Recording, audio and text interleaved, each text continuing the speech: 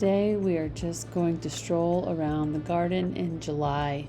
We're finally letting up on a little bit of rain, getting a little bit of heat, and so the front bed, my cosmos are finally starting to put on a little bit of size, and a couple are actually blooming. So hopefully by the end of the summer this won't just look like someone who forgot to mow their lawn. Hi little guy, aren't you sweet? Can't wait to see them full of flowers.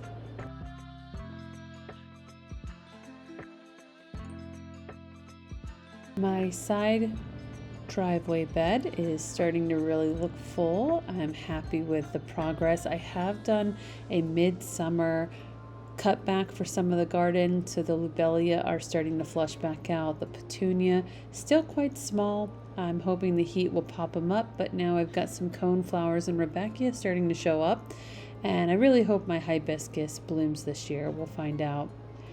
I have daisies that need to be cut back. My sedum are filling in really nicely. And I just think that Rose is probably going to get replaced next year. She just is not doing well at all.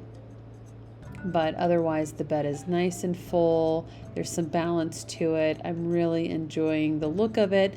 And I still want to do some other things. I might like to put some foxglove or something else in the back that really has that cottage feel. But at least now it's full, and there's my king aster. Isn't it beautiful? My salvia has been cut back, so it's going to get ready to flush. There is an yellow coneflower, and those are nasturtium. I thought I was going to get more blooms. Maybe they don't bloom really hard, so I probably won't plant them again next year, but it's been a fun experiment. And this was a little pink flower you see here. I don't know if that's my Sherbert dianthus, but I've been waiting to see if that was going to come through. More coneflower, beautiful red. And my containers are doing pretty well this year. I think I much needed a change of the way I did them, so they're fuller. The lobelia has just been the best filler flower this year. The petunias that I got from seed, these double ruffles, I'm excited about them, but they kind of grow strangely compared to, say, the supertunias. My dahlias, of course, all of them have turned out to be my original purple color, and I was kind of hoping for some other variety because I bought like 3 or 4 other kind. So yeah, my friend has some of the kind I saved, and I'm gonna have to steal back some tubers from her in come fall. This bed over here is still very much a work in progress, but there is some blooms, there is some color. I've got some coneflower, Rudbeckia, echinacea, I can never remember which one is which, that are coming in, and then the petunias are starting to finally fill in a little bit here. Again, they're not super petunias, so they're not meant to go too crazy. That was a pincushion flower, more echinacea / Rudbeckia. These lilies are really pretty. I'm actually, now that they're full enough, going to spread them around the garden a bit more and maybe put something else in this spot here. But gosh, aren't they beautiful? The ruffles on them are so gorgeous. I love this flower. It's so pretty. It's too bad they only literally are day lilies. They only last a day. As we swing around to my major bed, it's kind of hard to tell, but my delphiniums have suffered with the rain. The rain has just demolished their stalks. I've tried to support them, but they're kind of, rough. It's funny how big the cosmos are in this bed. And you can see some more petunias. In the front there is my portulaca from seed. Doing all right. Again, expected more blooms. My roses are doing well. But do you see inside that bloom? I have beetles, and I'm about to go on a trip, or I'm on a trip, and I can't really keep up with them. Hopefully my husband notices them.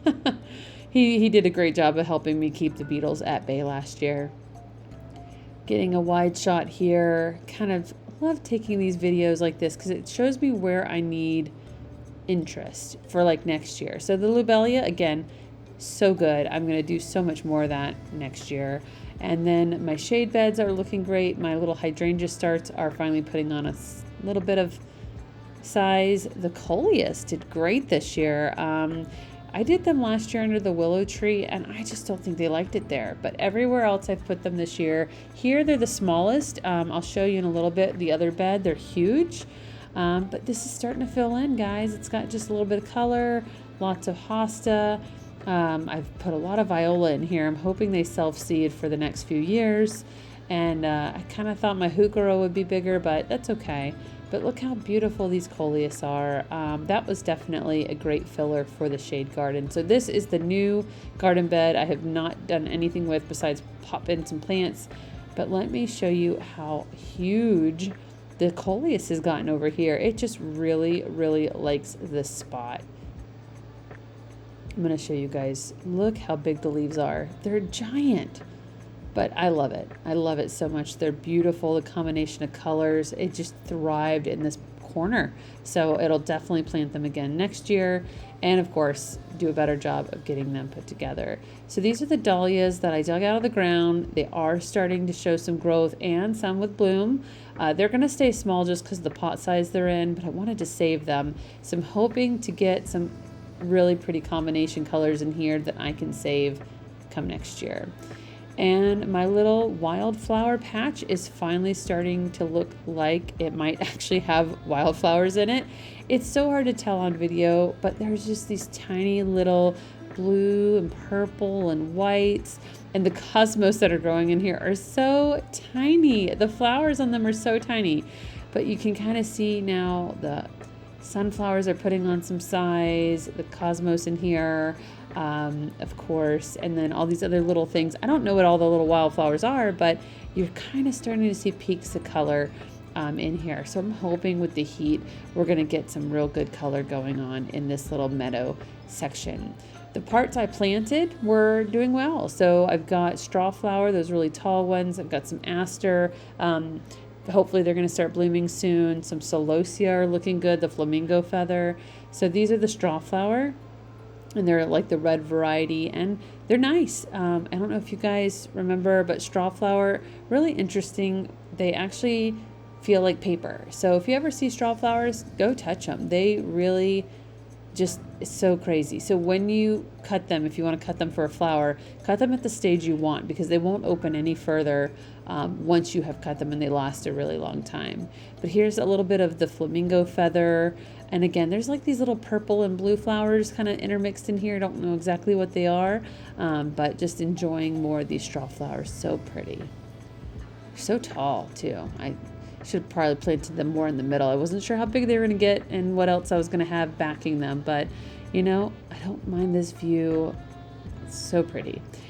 In my one side garden, I had to show you guys, this stuff self-seeded from previous year. I had some, what is this? Marigolds that self-seeded. And then look, all these little snapdragon babies seeded themselves. So I kind of got some free plants and I love it. And they're actually blooming, which was great. But these are the snapdragons I bought from the nursery. They're like a pink rocket, I think you call. But this is the tour, guys. Quick and simple. I hope you guys enjoyed it. Have a great day. Bye, guys.